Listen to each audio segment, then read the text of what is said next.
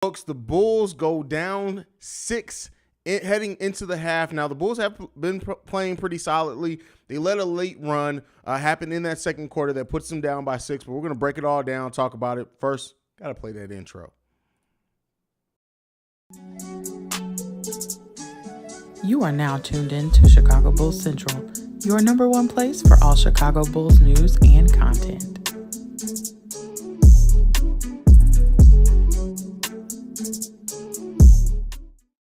What's going on, Bulls fans? The Bulls put together a pretty solid first half. Now, it does suck that we're going down into the half down by 6. The Bulls need to tighten up defensively. Alex Caruso has been dog shit defensively, period. He's been dog shit defensively. And I'm not used to saying that, but he's been dog shit defensively. He's been getting cooked in a lot of different ways. But DeMar DeRozan with 19, Vooch with 11, Zach LaVine with 10. We're getting the production in most ways that we expect from those three. I want to see Vooch go down low a little bit more. Patrick Williams, again, this is Patrick Williams, not passive P. 3 for 6 in this game so far. 3 rebounds, 1 assist, 1 block.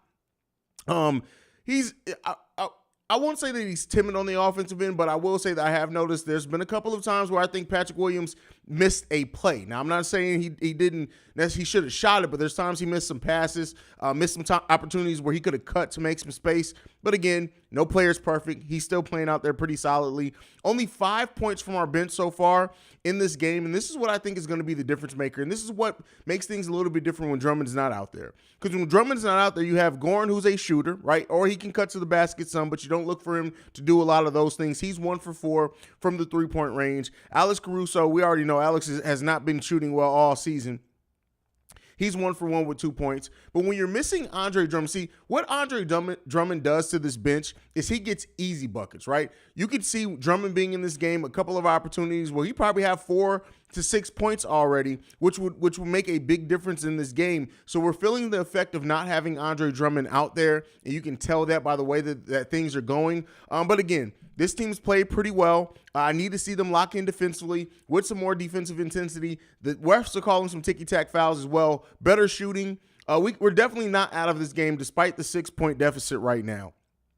So, that's what I'm looking at with this team. But this is a game in which you can tell this team is missing Andre Drummond. This is a game where Drummond's presence alone and the easy buckets he gets, the simple buckets too on pick and rolls. We're primarily a jump shooting team when it's not Vooch out there, right? He's the only one that really does things other than that. So you can see it, and it's felt in this game. That's really the difference. If we're looking at last game to this game, yeah, the Bulls didn't get out to a huge deficit to start, but if you're looking at it, those easy buckets, those second chance points, stopping them from penetrating, those type of things, where you're really missing Andre Drummond in this game. But I do think the Bulls still have enough to kind of pull it together, and hopefully they do so. When you look at the shooting splits on the other side, Jason Tatum's 4 for 13 with 18 points.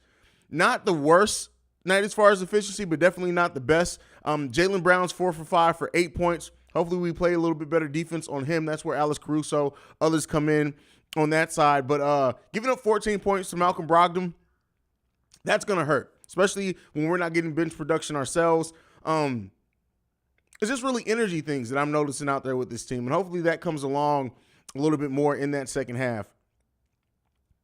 Johnny says, DeMar is so good, he carried the scoring for us. Yes, up until this point, he absolutely has. We need our bench to pick it up. They're killing us in the paint. We have to stop that. Also, their bench is outworking us, isn't great. Absolutely. Some of the things that I pointed out there. We're used to having the best bench in most of these games. This is a game in which their bench production, mainly just because of Brogdon, for the most part, they're matching us. We need to combat that badly. We need to combat that. Smurf 60, really good quarter, great fundamentals, good passing, good effort on defense. They look pretty solid right now. Yeah.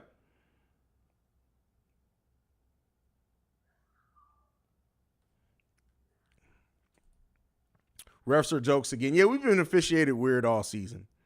All season we've been officiated weird. DeMar should have had 2 free throws. Yes, he should have, but, kind of woulda, coulda, shoulda on there. I hope we don't get embarrassed on ESPN again. Listen, we won on TNT. That's all that matters. Your hairline is – thank you. I still have my original hairline even at 36 years old. Take that, LeBron. The haircut is nice, not gonna lie. I appreciate all the love from my haircut. This season has been badly officiated, really bad officiated. Like, the thing is, right, is you're always going to have difference in the way that certain officials officiate a game. But we are seeing, like, there are whole games that are dictated basically just by the officials. Like, they change games so much. And I'm not just talking about for the Bulls. I'm talking about a lot of these games. The NBA got to look at that, man. They really got to look at that. Trent Baker in the building. I always notice Pat gets called for travels a lot off the dribble. Do you notice that as well? He's played a solid game so far, though. He does get a lot of travel calls. I think what it is, and you see that a lot, this is why I do like that Billy Donovan is putting the ball in his hands some more. Patrick Williams' mind gets ahead of the play. It gets ahead of his feet, and that's just simple little things. But those are things that I think are easily fixable as well as he gets more play, as he gets the ball in his hands a little bit more. I do think that that's going to come around for him. But, yeah, he gets a lot of those for sure. How long? No Limit Keith asks, how long is Drummond out for? I think Drummond could have played in this game. I think they're really playing it safe with Drummond because they know they have a hellacious streak coming up next. I think they're probably trying to get Drummond as much rest as possible. I think they probably looked at this Boston Celtics team and said, this isn't a team with a lot of size up front, so we're going to go ahead and let Drummond sit. But if this was like a playoff game, Drummond would have played. But, yeah, I mean, it's just day-to-day. It's just soreness more than anything. So there's nothing structurally wrong, no muscles or anything pulled or anything like that. It's really just a pain type thing. And so, you know, it'll be okay in the long run. Box score watchers will never understand how valuable Io and Caruso are. Oh, for sure. For sure. For the people who only watch box scores, and that's why when people are like, well, Caruso can't shoot, and it's like, yeah, okay, he's not the best shooter. But he literally does everything else out there well. And I'm talking about not just the things that show up on the stat sheet, like the way he closes out in space, the way he gets his arms up to deter people from trying to penetrate, the positions he takes. Caruso is such a smart defender that, a lot of it, if you just watch the box score, is going to go miss for sure.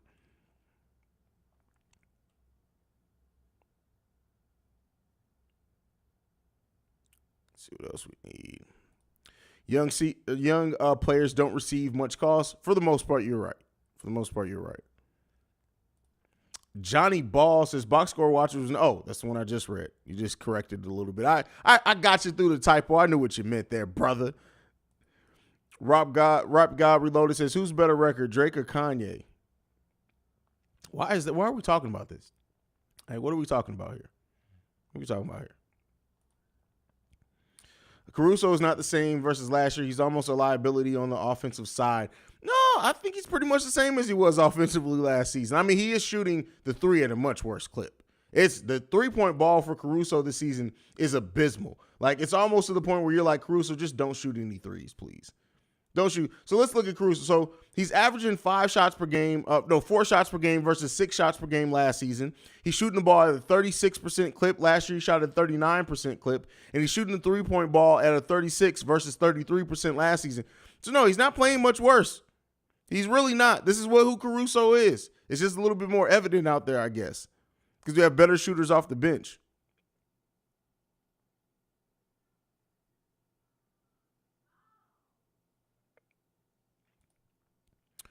Who does the Bulls look to be third center after cutting Tone? They're not going to sign a center. They're going to sign a power forward. Not going to sign a center. That center thing is gone. And you know what? As many people as they always blame the small ball and Billy Donovan, I think sometimes people miss the fact of who AK is. Arturis is literally the person who said that he wants to see Patrick Williams play some small ball center and said that he eventually wants Dalen Terry to play a small ball four. Everybody blaming small ball on Billy Donovan, I think, misses the fact that the roster that AK wants to build seems to be a small roster with a lot of length. But, it is. But I don't think they're going to be signing another center. I think they're going to be signing the power forward. Am I tripping or are the refs on some bull spit? No, they're definitely. I mean, it is what it is. It is what it is. Did you see what KD did to Gafford? And Billy should have just gave Zach the ball in the last 3 seconds. Agree with the last 3 seconds. Zach should have got the ball. KD, listen. KD and that's an embarrassment on a whole nother level.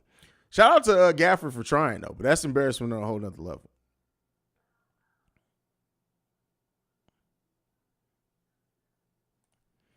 That Levine pull-up three after P-Will and Io was amazing. Yeah, listen, I think we're going to be in for a much better second half. I think. And I've said that before. Then we come out and we get our ass busted to begin the third quarter. So we'll see, right?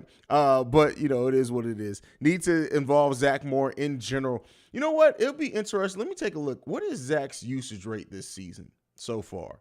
Because I feel like, I know DeMar's usage rate has taken a big dip, but I feel like Zach's has as well.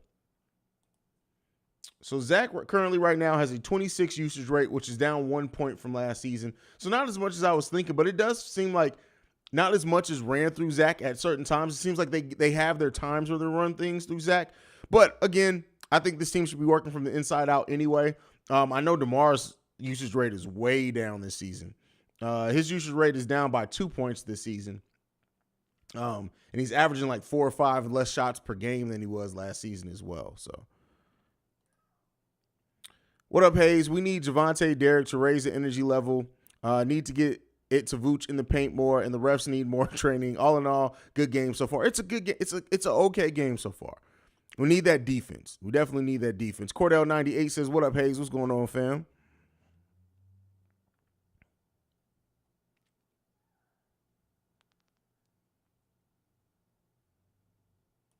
They doing Kyrie like Kanye. I mean, he kind of walked into that himself, though.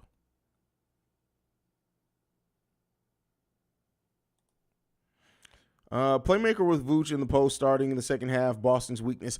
I mean, and the thing is that we're seeing Vooch have success even when Horford's guarding him. Like that, I don't even know, that shimmy he did and the up and under, he knows how to score in the post. He knows how to score in the post. The caveat, hey, listen, bro, I'm sorry. I know you called me. It's been a week, bro. But to that being said, so for those who don't know, White Sox Central is starting on the Chicago Sports Central channel. The caveat is going to be the host of, bro, just start sending me the shorts. I know you want to start doing shorts. Just start sending me shit. Ain't nothing else to talk about. You got the job. You're hired. We ain't got to talk no more. Start producing the content. Give me the content so I can edit. That's how we going to do that. You ain't got to wait. That way you ain't got to wait on me no more because my life is busy as hell right now. But yeah, you got it. You got the job. You got the position. You are hired. Doris Book had some good takes on us, unlike most national commentators, at least. Doris Burke's delivery is boring as hell, but it keeps you entertained because she knows her shit, right? But her delivery is dry and boring, and it used to not always be. I used to enjoy hearing Doris Burke on calls. Now it's like she's like the female version of the Clear Eyes commercial dude, but the shit she be talking about be on point, so I can still listen to it.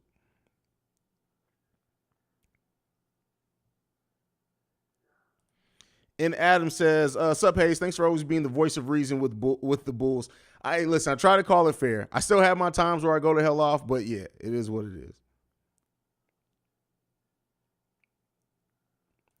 Hell yeah. Listen, I'm so excited because I went and watched this YouTube channel and it's gonna be fun. It's gonna be, all I can say is what we about to do with Chicago Sports Central. And I have sucked at posting the videos over there as well. Starting Sunday, I'm just going to be more consistent at posting there as well. But Chicago Sports Central is going to be a network for Chicago sports fans. And I'm glad that I don't have to do any more podcasting. Haize is not doing any more podcasts, but I am pairing with some great creatives that I can't wait to give a platform to, for sure.